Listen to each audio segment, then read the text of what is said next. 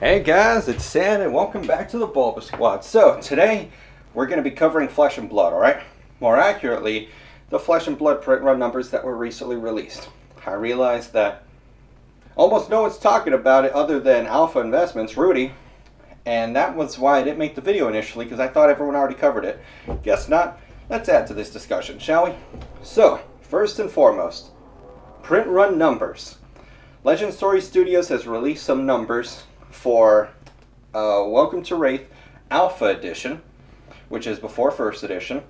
Then it released Arcane Rising First Edition numbers and Crucible 4 First Edition numbers.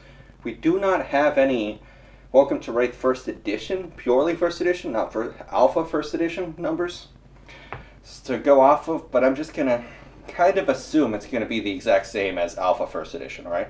So, the first three, Alpha First Edition, and Arcane Rising First Edition, I'm assuming all have 17,000. Alright? The only one I'm assuming is First Edition, Welcome to Wraith, not the Alpha. 17,000.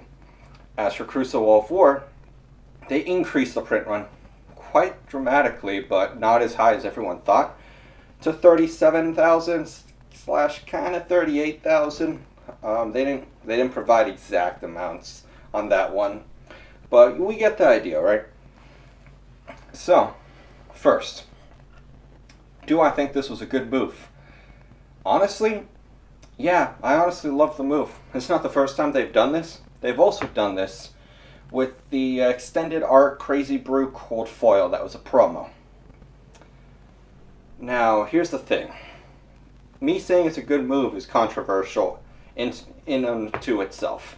The community of Flesh and Blood and everyone else who's not part of it watching, there's a lot of negativity towards it because it drove prices up. However, here's my opinion on it, why I think it was a good move. That transparency is a level of transparency we desperately need sometimes. Because let's take a step back. Let's say we're talking about, most of you aren't going to know because you're mostly Pokemon people, Wizards of the Coast. Wizards of the Coast has a terrible history of not being transparent. One of the big ones was, I believe it was Eternal Masters back in, I don't remember when, 2016, 2017? I may be wrong on that. Don't quote me completely. Essentially, they released this wave of product, was nowhere near enough enough supply to sate the market, drove prices up like crazy. Then out of nowhere, this massive wave of supply came in, and to give you an idea, stores were buy-listing these boxes at about $300 a piece, and then it came crashing down to like $150, $200. Stores lost a ton of money. And that was just completely due to Wizards having no transparency on that. Now, imagine if Wizards had given the print run numbers, told you how much of it was out there, and you could actually make a proper move, and you can be confident in where you're putting your money. Even with Pokemon, you decide to put it into any form of vintage, we have no clue what the actual print run numbers are. You decide to go into modern, oh my god, that one's even more up in the air. Because at any moment, they could reprint it. Now imagine Pokemon said, this is how many booster boxes are out there right now. Here's how many we're going to put out there in total. That's what I'm seeing here. The idea that I could go, okay, there's 17,000 Alpha First Edition Welcome to Wraith booster boxes out there. That now I can better gauge where the prices should be. I can now figure out how many Hearts of Fyendels are out there, which for those of you that don't know, I completely forgot to look up how often the legendaries pop up, but I know about the mythic Hearts of not the mythics, Fableds, that's what they were called. Fableds, Heart of Fyendel. 1 in 60 booster boxes. Man, that is so few. We're talking 3 digits worth of the Hearts of Fyendels out there. That gives me a really good idea. Okay, where do we want to park money? Where do we aim? Not saying I can afford a $12,000 Heart of Fyendel. I would love to own one. I think it's cool to have something that rare, even if the game were to crash. Okay. So that's why I think it was a good move. It's essentially they're respecting the investors / collectors' money. Because I don't care if you're a pure collector. But if you buy something for, like, perfect example, I bought my Shiny Magic card, PSA 7 Unlimited, for like, I think I paid $400 for it. Right now it's like $320. Yeah, I like it, collecting it. It was mine. I wasn't planning on selling it anyway. But it kind of sucked knowing it went down by $80. But imagine you buy these cards at theoretically $500 or $600, and then out of nowhere, a bunch more supply comes in, and then it tanks the price down to double digits. How would you feel? You would feel awful. Even if you love the card, you'd still be like, oh man, I should have just waited. I shouldn't have put my money in it. Next time, I'm not going to buy it.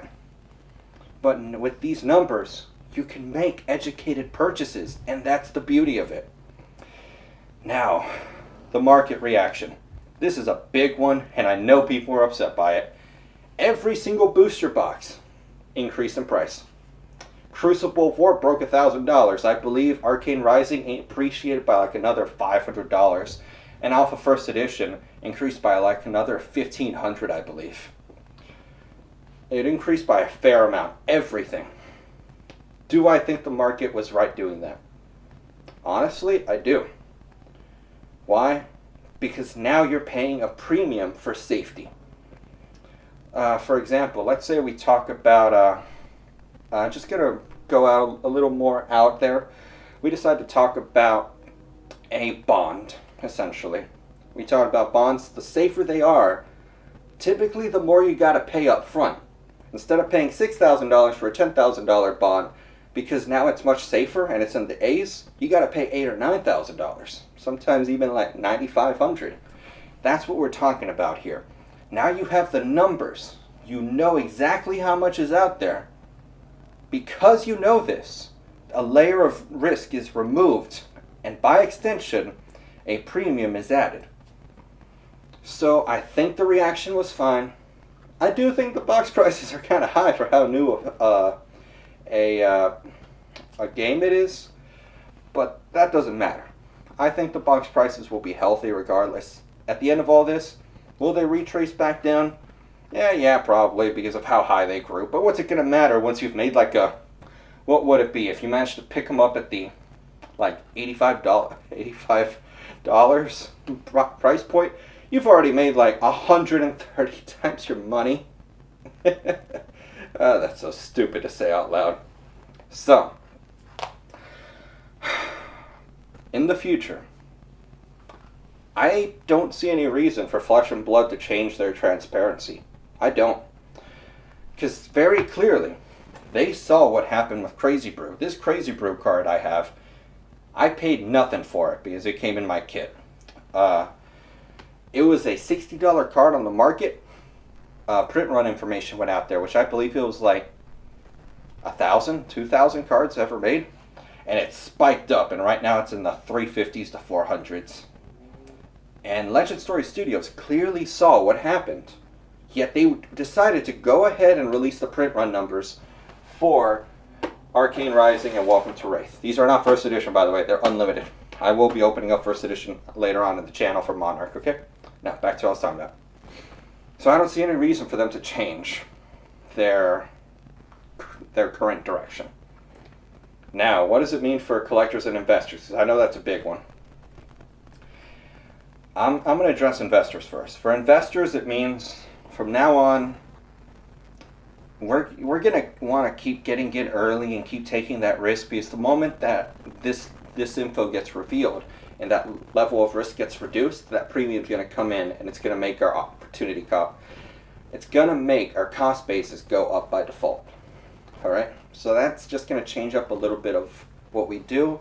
But other than that, not much is going to change. It's just going to mean we could sleep better at night. Not that any of us should be losing sleep over investments in cardboard, but it means we can more comfortably park money in places, increase positions, decrease positions. It'll be great. Now for collectors. Collectors go hand in hand with the singles prices.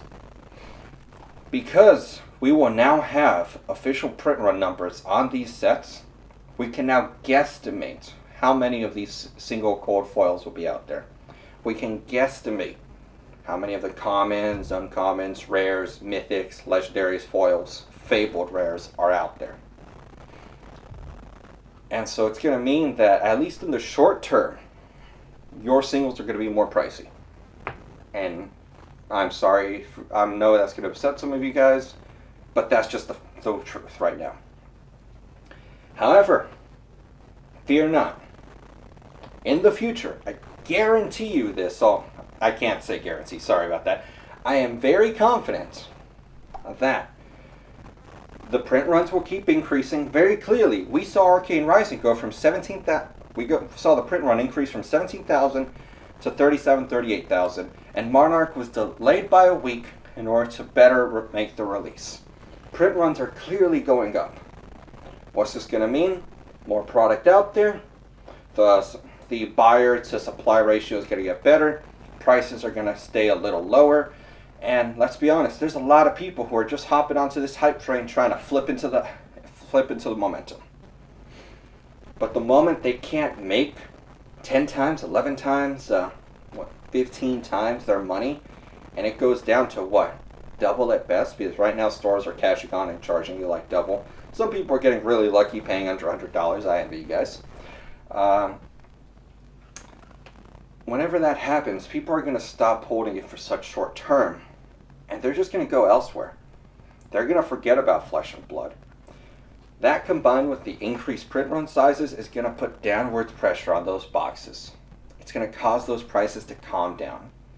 Maybe not to prices that are comparable to Unlimited at $80, $90 a box, because that would be awesome. But it's at least going to be below $200. It's going to be a good price, and that's most likely going to happen. Because even though most people are fixated on the idea that right now, Crucible of War is 1,000, I believe Arcane Rising's like, what, 4,000? Like, it's pretty hefty. And then Alpha First Edition is way past 5 digits now. Just because everyone's fixated on that, they're not seeing what's coming further down the line. Eventually, these cold foils are going to become much more affordable. Because imagine, if from one set to the next, they were able to more than double their output, what's that going to do for Monarch?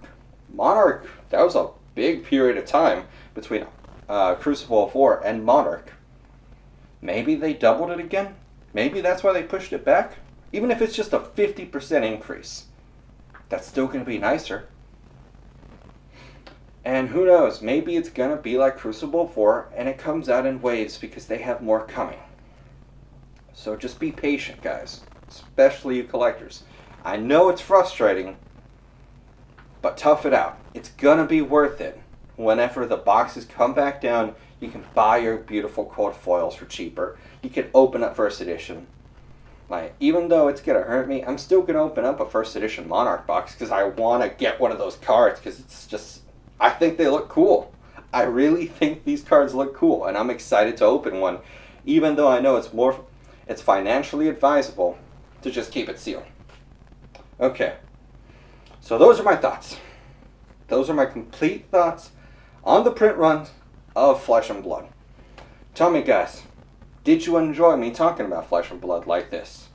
If you guys didn't, I'll cover some more topics like this that, even though I feel like they were already covered by bigger channels, because let's be honest, my channel's tiny. Even though other channels have covered it, you guys still wanted my opinion and still liked it. If even like one or two of you say it, I'll make the videos. Because at the end of the day, I'm here to provide you guys with information and talk with you guys. And I really enjoy it. So thank you guys for watching this video. Please, tell me, what do you guys think about these print run numbers? Do you guys think they were a terrible idea releasing them? Maybe it was incredible releasing them. Or do you think that maybe they'll change in the future? So again, thank you guys for watching this video, and I'll see you guys next time. Bye, guys.